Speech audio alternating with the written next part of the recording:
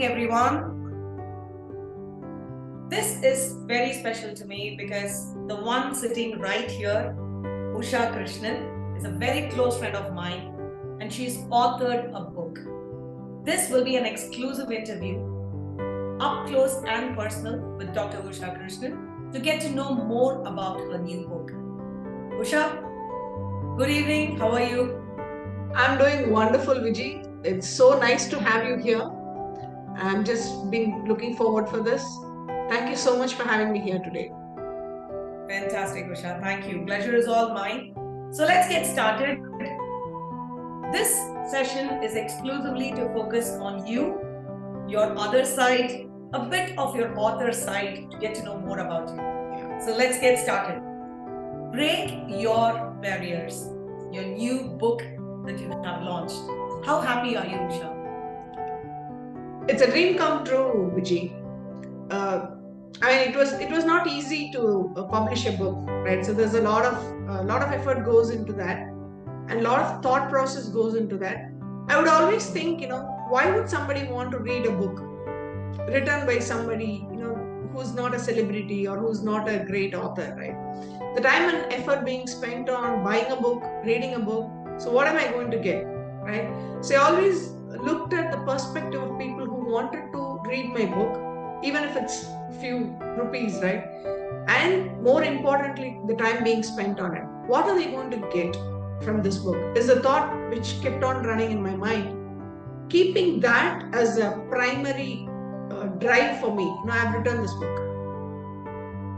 Lovely, lovely. So that brings to my first question, Usha. When did you first realize that you wanted to become a writer? That's a very interesting question. So I'm just thinking. See, I've been part of multiple events and I've been giving multiple speeches. And one of my very known friend of mine said that, Usha, you come out with a lot of quotes, right? And that kind of triggers a lot of thought process in mind. Why don't you consolidate these quotes and put it as a book? So that was the initial discussion I had with them.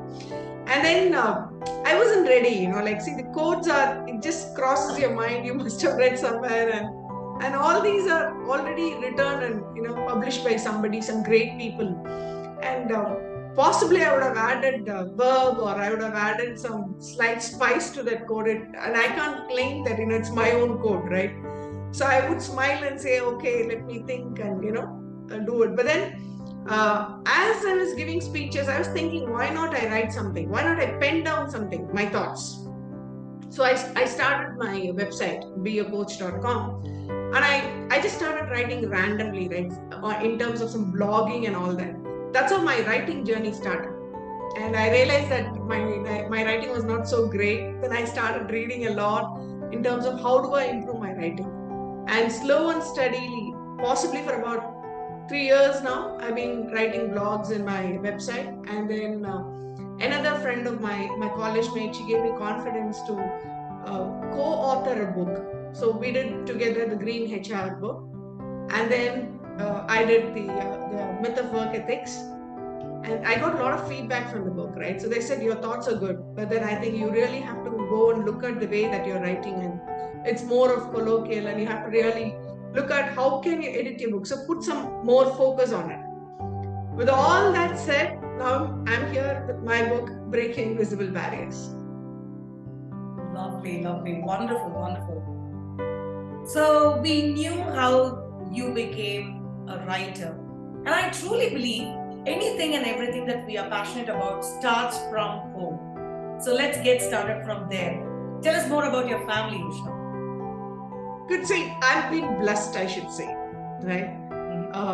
I have 2 kids. My son is currently in 12th standard and my daughter is in 7th standard. They're just getting into that. And my husband is into business.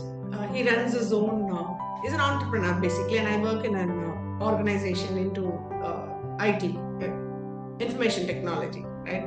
So based out of Chennai.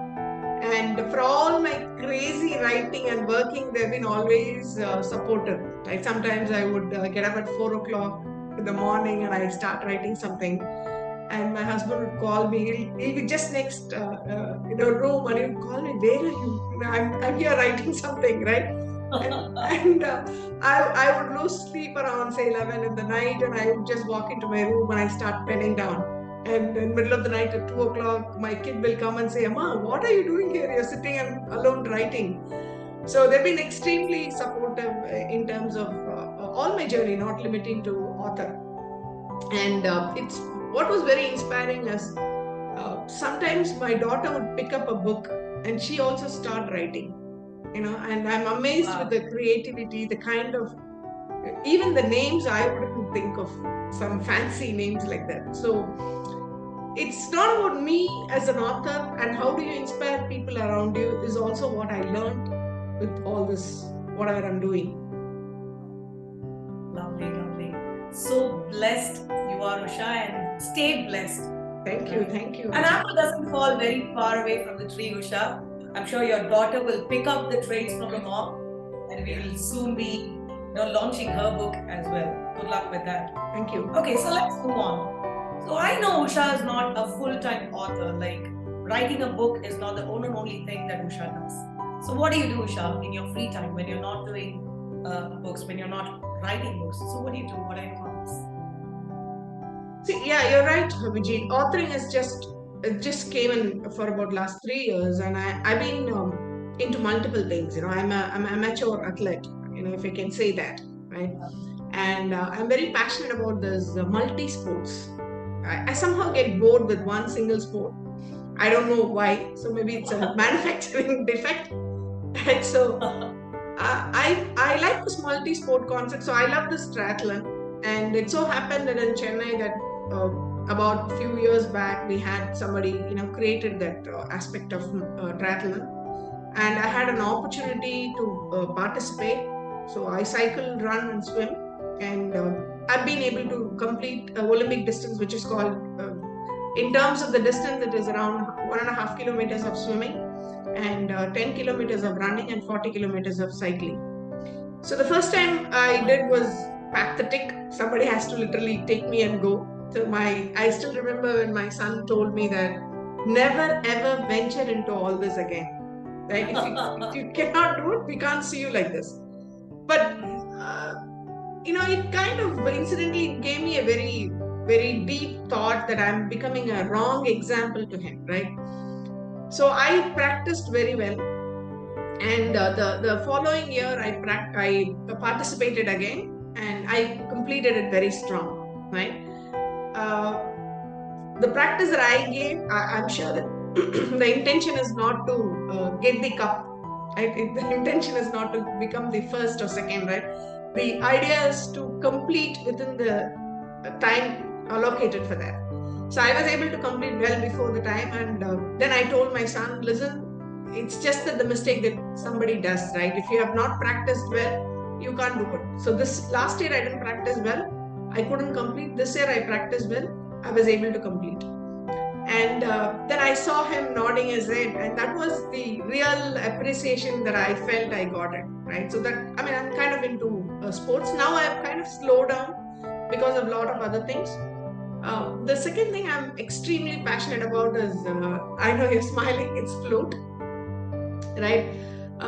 This another reason for starting the flute is, I still remember, I always share this. I'm never ashamed of coming and saying that what was the trigger and why did I got into this, right? So my brother once came and gave me a flute, and I said, why don't you try playing the flute? Then I tried, and as usual, nothing came except the wind, right? So I was thinking, why can't I play this? It was a very small instrument, easy to carry, and more importantly, affordable, right? It was just 250 rupees, right? So I walked into a nearby musical shop, and I don't know what to buy. So I asked the shopkeeper, can you help me, selecting a flute, right? He gave me a 6 holes Hindustani flute, and that's when my flute journey started. And I practiced for about 3 months with all the great help from the YouTube. And I reached a stage where I can blow a flute. It kind of produced some sound, right? And then I started looking for a master. I got a master. Now I'm blessed with my gurus, and they've been holding me very tightly, and they're taking me in the journey of flute. And I'm kind of enjoying the whole universe blessing of pushing me into this. I think these are two things primarily I have, Vijay. Oh, I've seen that. I've seen one in action, the flute part of it. Yeah. Triathlon, probably I'll witness it the next time. I'm really looking forward to it. Yeah. Lovely. Pretty interesting hobbies, I should say. So let's get to the book part of it now. To me, what first attracts me in a bookstore is the title of the book, and especially the cover page. I could see the cover page right there as a virtual background. The title looks intriguing, definitely.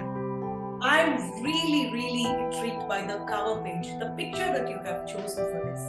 Any specific reason behind choosing this particular picture? Usually, management books or books of this kind, of this genre, are typically people in blazers, giving stylish poses. But this one is quite different, and I would really love to know more about this. So let's hear it from you, Usha. Oh yeah, certainly, Vijay. It's good that you noticed. In fact, a lot of people are asking me about the cover of this book. You know, a management book having a very different photograph, right? True. It was not easy to bring this, and I did try to pose a picture wearing a suit and a coat, and tried multiple things, but somehow in my mind it was not accepting. So the message that I wanted to give in this book is, it's not only for professionals, right?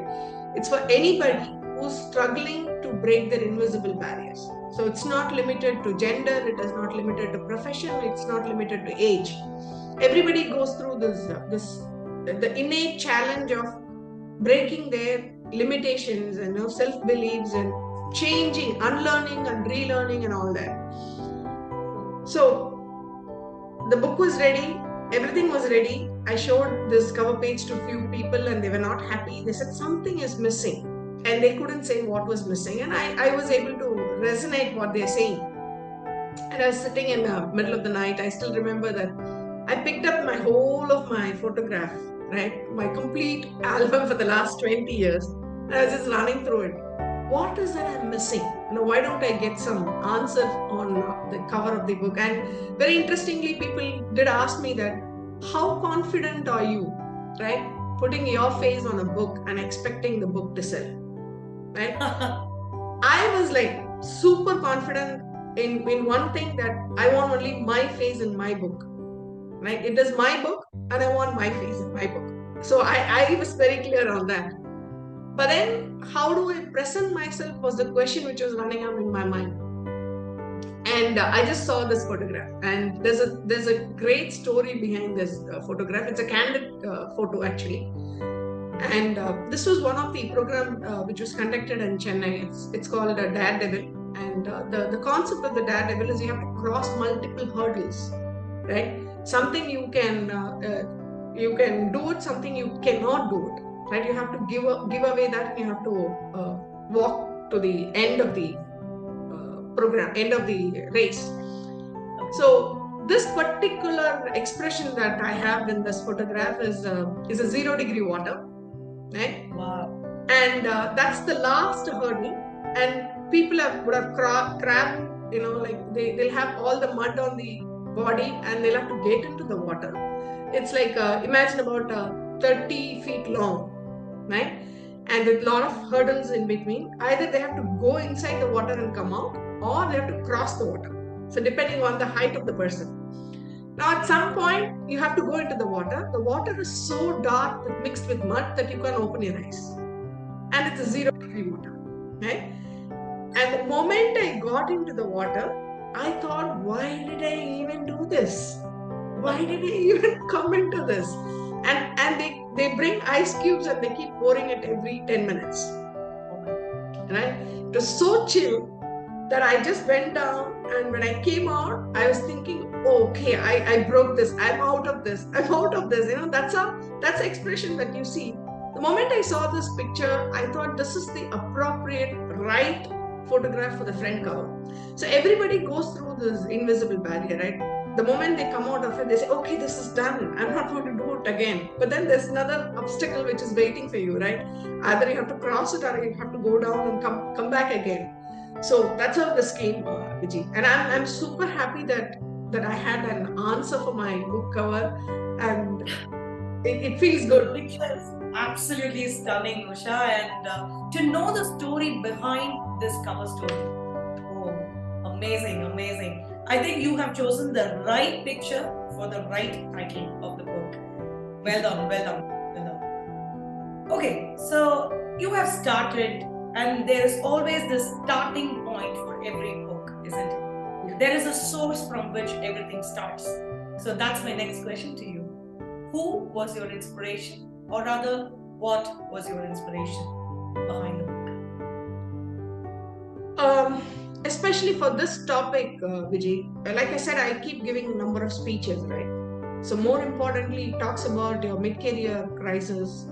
And I'm a certified coach, and I've also coached people, right? Purely out of my own interest. And with all these coaching and speaking and all that, one thing very clearly struck me was people have barriers, right? Especially women. And it's a very common theme which was coming out. And every time I give a speech, I would think that what can I do about this?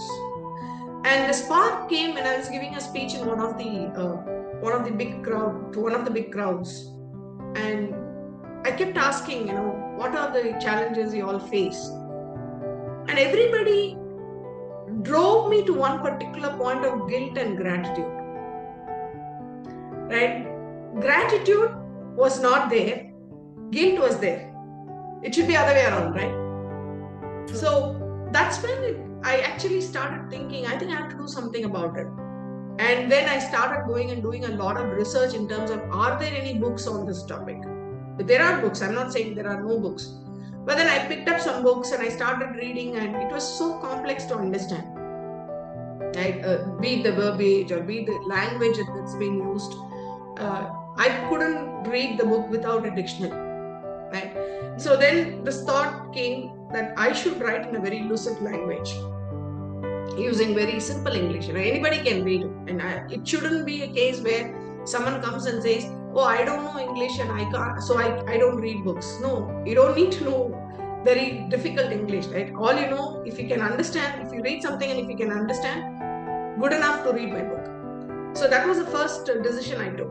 And then storytelling, right? People love watching movie. Why? Because it goes like a story. So I've crafted my book in such a way that every chapter is 3 or 4 pages, not beyond that. That's the second thing I came. And the total number of pages is 150, right? I don't want to give it 300 pages. This is what you have to know, and it's action oriented. Get to understand and practice. And most of them, what I've given in the book is I've practiced. And I've been practicing. So these are some thoughts. I'm just thinking as you're asking, I'm reflecting that these are some thoughts which hit my mind to start writing the book. Sounds interesting. Just 150 pages, 2 to 3 pages of each chapter with action items to work on. Some quotes, knowing you, I know it's going to be there definitely. And most important part of it is storytelling. Usha, I can't wait to read the book. I've just ordered. I'm just waiting for it. I'll give you my comments for sure. I'm looking forward to reading the book. Absolutely. I'm looking forward to. So let's move on to the next question that I have for you, Usha. And this is about the challenges. So what was a challenge or any particular obstacle that you faced while you were writing this particular book? There are a number of challenges. One is the flow of what I have written, right? So if you look at it, the obstacles, it's a very self-help book, right? When you write a self-help book, something will have an interlink. So it'll keep repeating the same thing what we have been saying, like mindfulness, right? Mindfulness is something that you keep on repeating, be it fear of failure, be it self-limitation, or be it a negative thought. So mindfulness is going to be the base which will intersect across everything. So I was wondering how to break that and make sure that every chapter has different flavor to it. So I've broken down. It was through brainstorming sessions with multiple people. I spoke to multiple people and I was telling that this is my thought. What do you think? You know, I don't know if I would have even spoken to you, Vijay, in some occasions. Right? So that kind of helped me to break this into three parts. One is manage yourself, right? And then manage people, and then manage the situation.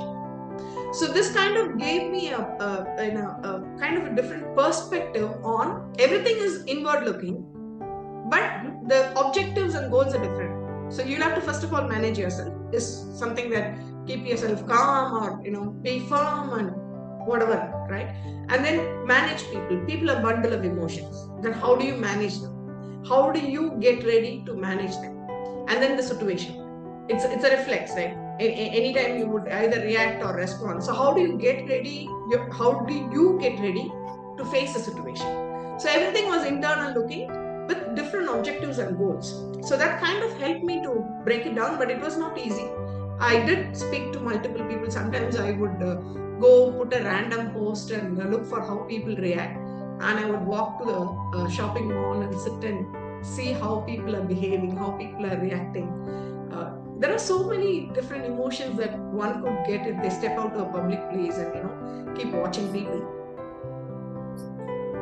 Oh my goodness, you're only increasing my curiosity to read this book. And lovely, Usha. I'm super glad you have come across all these challenges and the obstacles, and your dream of authoring this book has come to reality now. My best wishes to you, Usha. I'm super happy. Thank you, Vijay. So what do you hope your readers will take away from this book? That's a very interesting question, right?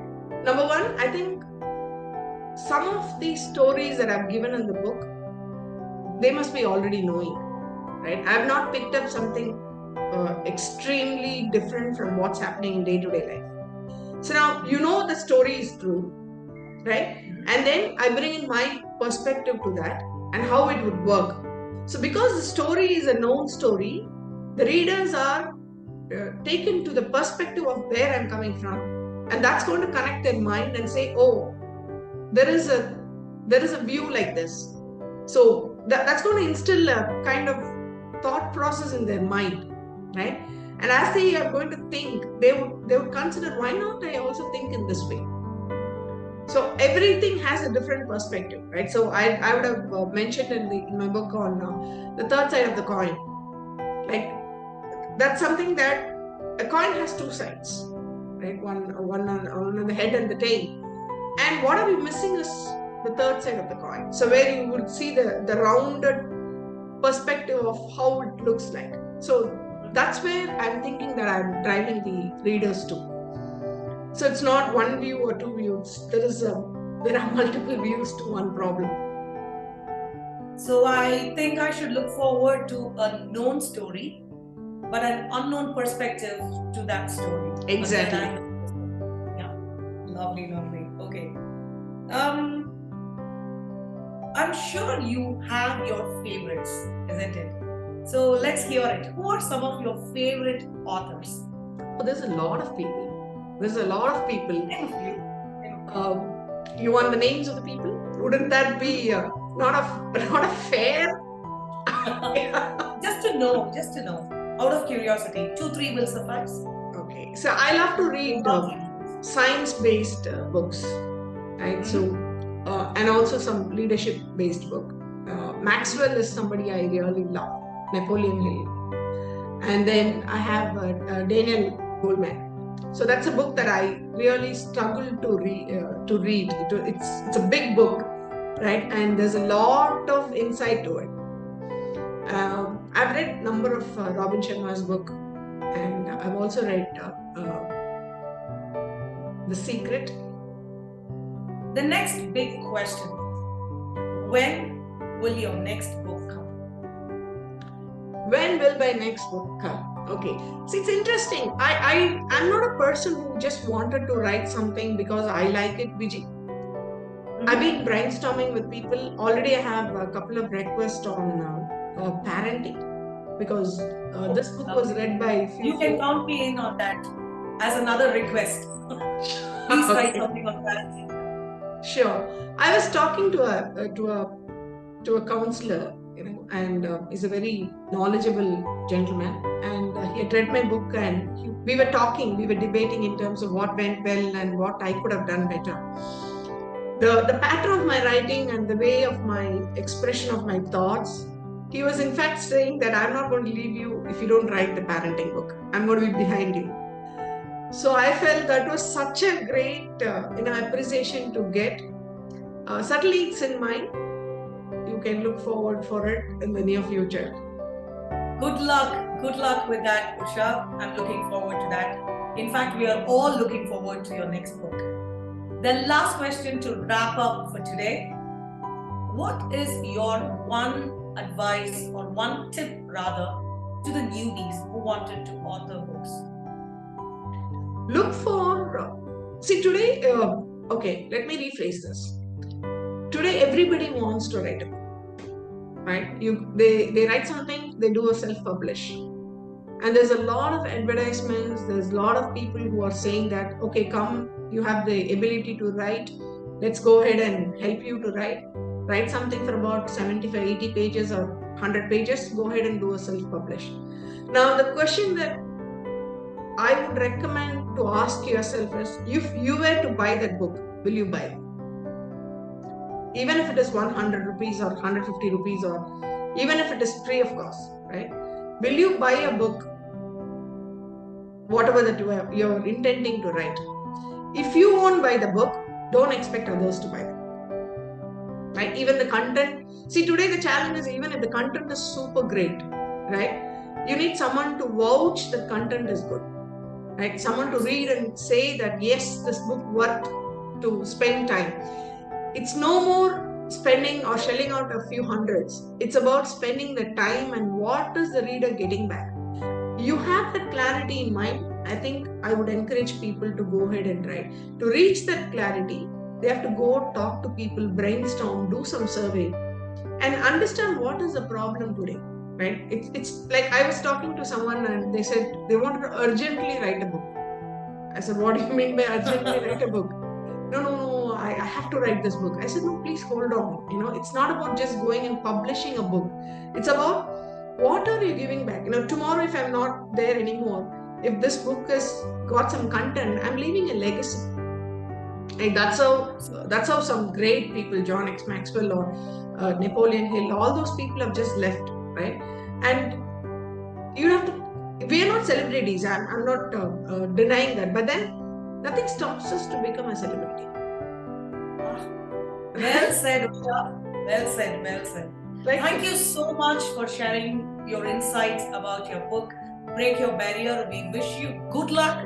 May you sell 1 million copies, and we look forward to your next book as well. Thank you for taking your time for this up close and personal. I look forward to seeing you and reading your book before I meet you the next time. Thank you so much. Take very good care of yourself. Thank you, Vijay. Thank you for your time, and speak to you soon. Take care. Bye.